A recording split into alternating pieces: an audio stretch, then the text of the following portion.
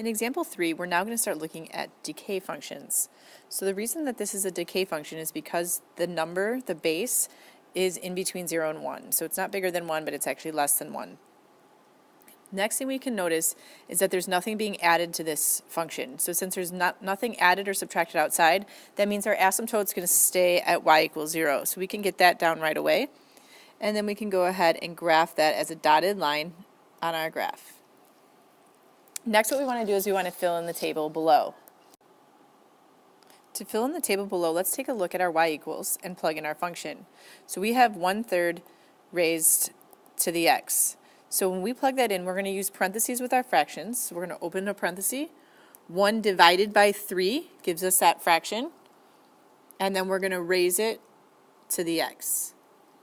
So take a look at how it should look on your graphing calculator. Then what we're going to do is we're going to go to our table of values. Remember, the table is above the graph button, so we have to hit second first. And we're going to scroll through until we find some points that can lie on our graph. Now, the first one that we see is negative 327. Negative 327. 27 is just too big, so that's not going to work. But if I look at negative 2, 9, that should fit on my graph, so I'm going to write that point down. Negative 2 and 9.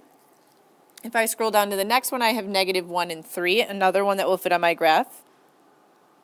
If I move down from there, I get the point 0, 1.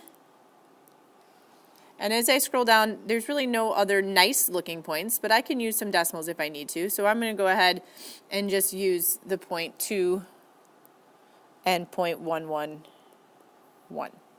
Now remember that last point, if I need to put it into Alex and I need an exact answer, I can just go back to my equation and I can plug in 2.